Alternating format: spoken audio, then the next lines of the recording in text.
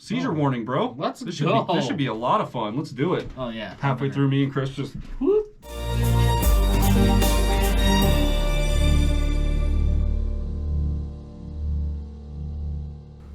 307 Reacts, Mac, Chris, random idea up on the screen. It's called Ghost Riders in the Sky, low bass singer cover. The reason why we're covering this one is because yesterday we did Jack's Lament from Geoff Castellucci. This one popped up at the end of the video. We decided, hey, we're coming into Halloween weekend, whatever it is. So let's get some spooky stuff up on the screen. And our boy Castellucci happens to have a lot of these cover things that he does on his own, and turns out he's got a couple of spooky ones. Yeah, so I know this one has been recommended, and I have been waiting for spooky season to get to it. Yeah. I saw it come on the screen. I was like, oh, yeah, we got to do that. I've seen this one in the comments several times as well. I think, honestly, probably since he released it. I don't know how long it's been since he released it. I could check, but I don't care. I don't even know if it's a Halloween song. I don't care. It's Ghost. I mean, he's dressed up in spooky stuff, so we're gonna, and it's got Ghost in the title, so we're gonna call it a Halloween thing and just roll with it from there. And you guys are probably already in the comments destroying us, and that's okay. That's what we're all in this together, right? So while you're down there, you can scroll back up to the video, hit that subscribe button on your way back up, and let's just get into this, shall we? Let's go. Let's go. Nail it. That's going to be a crappy edit. Because now I'm going to have to wait for your finger to... Good luck lining that up. Yeah, that one's going to be tough, dude. Take two. All right. Thanks. That was for me. He did that for me.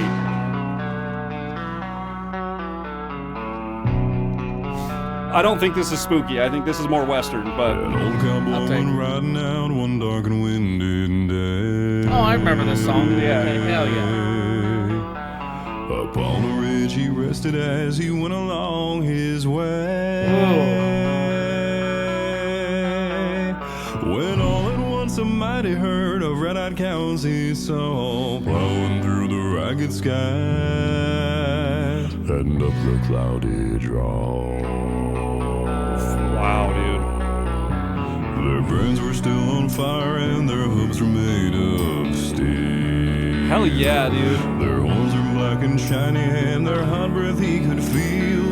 Oh, yeah. A bolt of fear went through him as they thundered through the sky, for he saw the riders coming hard and he heard their mournful cry. Damn. Yeah, dude.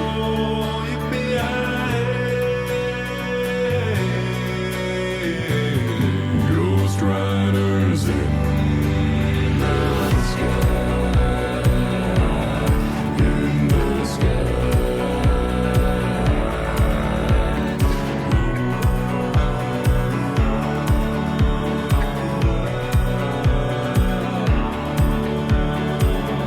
Dude, I love it.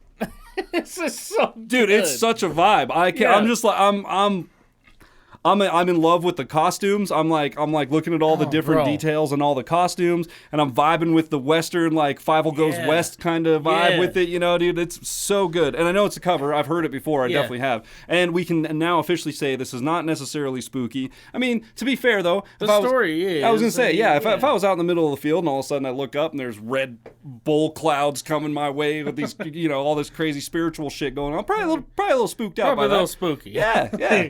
So I mean, it falls in line, I guess. Why not? But yeah, dude, the costume work is awesome. Fantastic. The costume work is awesome, dude. Yeah. I'm loving it.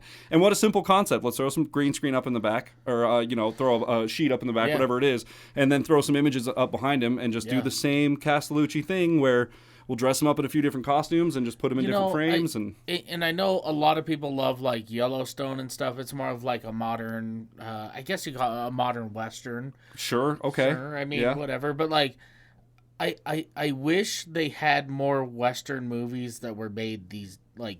Today. Oh, you're talking like the series Yellowstone. Is that what you're talking about? Yeah. Okay. Which I don't know if anybody knows this, but it actually wasn't shot in Yellowstone. It was shot in Montana. They shot a couple videos of like the inside of the office in Buffalo, Wyoming. That sounds right. Yeah. Which is also not in Yellowstone. Yeah. But I remember driving through Montana on my way to Idaho one year to visit my family, actually, and drove by one of the scenes or one of the sets where they were shooting a scene. They had it all blocked off, and it was like shooting for Yellowstone or something like that on the side of the road. And I was like, there's a restaurant where my dad likes to go get breakfast in Buffalo. When he flies up, we'll go there. Okay. they shot a couple scenes in that restaurant, and they have it decorated like it used to be an old bar. Okay. It was a bar like back in like 20s. So it was a saloon. It was, yeah. And it still has the big glass like thing, and you can see all the shelves where they have the alcohol at. And stuff. That's like, cool, dude. It's cool. Hell yeah, I like that a lot. But yeah, they have like signed posters of they filmed this scene here. Yeah, blah, blah, blah. yeah. So they've shot a little bit in Wyoming, but most of it's Montana. Okay. Yeah. So yeah, it's the majority of it's been. I'm sure they've taken shots, location shots at certain places. But Anyway, the whole reason I brought that up is like I remember as a kid, my grandma loved Gunsmoke. Okay. Was it a show? Yes. Okay. It was like a Western show. And it was all about living in the Old West and stuff. Like, I would love to see modern iterations of that, or even just, like, a movie. Like, the last one I can think of is, like, Django Unchained. And The Good, the Bad, and the Ugly, bro. Like, the Good, the Bad, and the Ugly. That shit's pretty Western as far as... But I don't... Like the Hateful Eight is, like, the most recent I can recall. That one. I haven't seen that one. But Django Unchained, that one's pretty Western for it being like a modern Western. Dude, that movie's bad as fuck. That movie's bad. He just say goodbye to Miss Laura.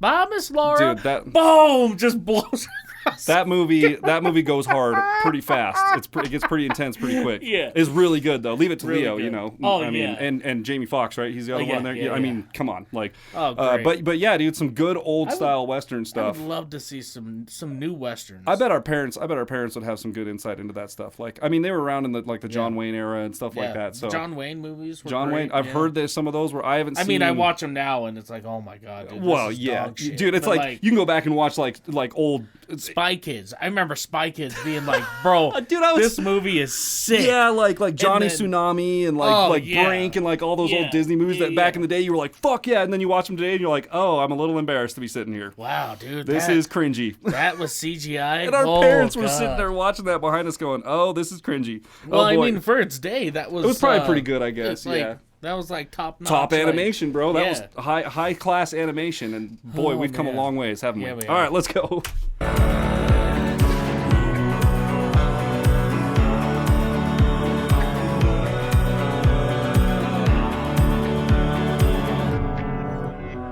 Their Ooh, I like faces that little gaunt, their reverse. eyes were blurred, their shirts all soaked with sweat. He's riding hard to catch that herd, but he ain't caught 'em yet, no. They've got to ride forever on that range up in the sky, on horses snorting fire. As they ride on, hear their cry.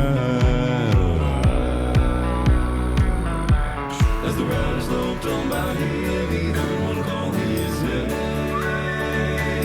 Yeah. Save your soul from hell, riding on the rain. Cowboy, change your ways today, or with us you will ride, trying to catch the devil's herd across these endless skies.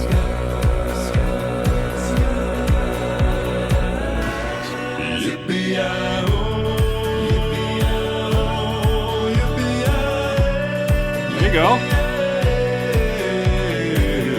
Ghost riders in the sky.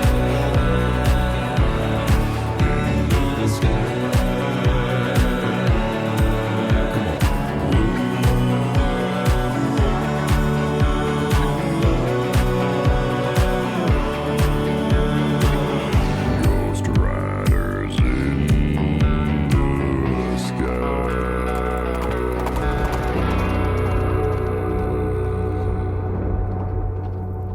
Dude, can we really quick? That was cool. I'm sure he's going to do his Patreon thing. yeah. He's going to. So before we do that, can I go back really quick? Just like the last chorus where everybody's singing and everyone's doing the woes and they're kind of all joined in with them. Let's go back, like right in here. Let's just go back to here, refinish it out really quick. Yeah. Listen to, dude, his layers are so balanced. It's unbelievable. I don't get it. Like, he's got 5 voices going on. I don't know, maybe there's not 5 in some parts. Maybe it's only 4 part, whatever it is. Maybe some parts are only 3. I don't know. Yeah. However, it doesn't matter. However many layers are going on, they're layered so well that it's like, it just comes together so seamlessly. Like, The other thing I'll tell you, too, is I've experimented with putting together arrangements where I'm the only singer. Right? yeah, okay. And so when he has all of these guys singing together, it sounds like they maybe have a similar voice, and when you're singing, you should have a similar sound. Yeah. But it does sound like 5 different people singing it. He's got... And, like, that's hard. That's tough to do without making it sound, like, weird and artificial, like it's not you singing. Like, how did he... And again, they're separated out where you can hear each one of them, but they all layer together like a freaking sandwich, dude. It's so good. So I just want to listen to the last part of this again and just appreciate how smooth all of his background stuff is, man. The mix is awesome.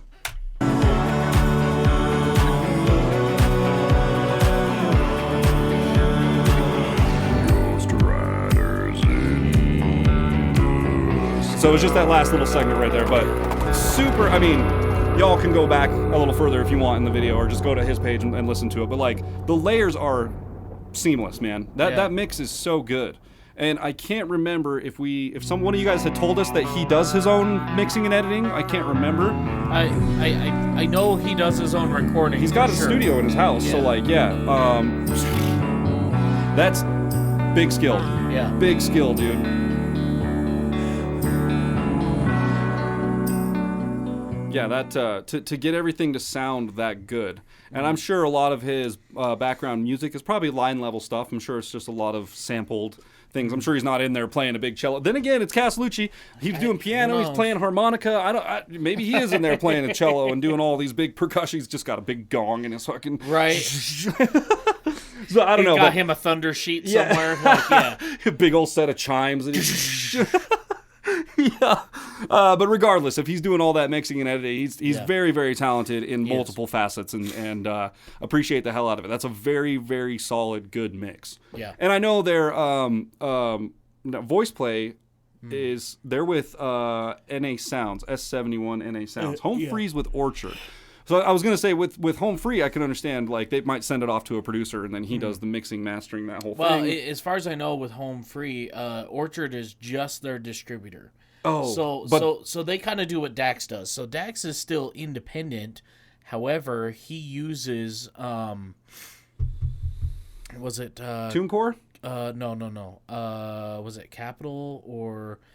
Maybe he uses Sony Music. Oh, he uses the publishing division of one of the big guys. Yeah. Oh, yeah. okay. So basically what he does is he gets his song recorded, mixed, mastered, and then instead of using, like, we would use DistroKid, right? So we would upload it to DistroKid, and then DistroKid would go, okay, cool, we're going to put it on Spotify and iTunes and Apple Music and Google Play and Amazon, whatever, right?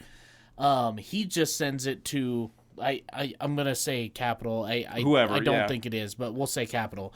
He sends it to Capitol Records, and I'm sure they have a website where upload your thing here, and then Capitol just distributes it everywhere. Yeah, same principle as DistroKid, I'm sure, just on a much bigger scale and probably a much more like pronounced scale, where it's like, hey, this artist is coming out from this publisher, so it goes on the top of the list. Like, it gets pushed out first before any of this other bullshit comes along. So I'm for sure. Yeah, I'm willing to bet that's probably how it works. But regardless, good on him for doing everything, being as independent as he is, you know. Yeah. And we appreciate it too, because we're allowed to put his stuff on our channel and the groups as well, the vocal groups as well. We really appreciate all that stuff. So yeah, I mean, man, if only Pentatonics could do that. Man, I am just itching to get back to them, but I can't. They're coming through Casper too. Okay, and unfortunately, I looked at tickets, bro. Unfortunately, it's just not going to happen for us. Unless maybe we'll do a live stream before then and have you guys help us out, and then that would be like maybe we can do like a Christmas live stream and see if we can get money for tickets. But as far as our pockets are concerned right now, dude, we're talking. The cheapest ticket I found was $160. For, like, basically sitting behind the stage in the back row. Yeah, on the corners, like, you don't even get to see nothing. you hardly get to see anything. It'd be like the worst spots. Oh my god, it's like, dude! It's like reverse nosebleeds, almost. Like I don't know how that's even possible, but like it is. Yeah, it's bad. Yeah. So, and if I was gonna go see him, to be honest, I'd probably jump for VIP. I'd want to go. And I looked, and they were like $450. I'd want to sit. Yeah, like at least if maybe not if VIP, like a decent seat, maybe not on the floor, elevated up a few rows above head height, so you can still see the stage. A little further back.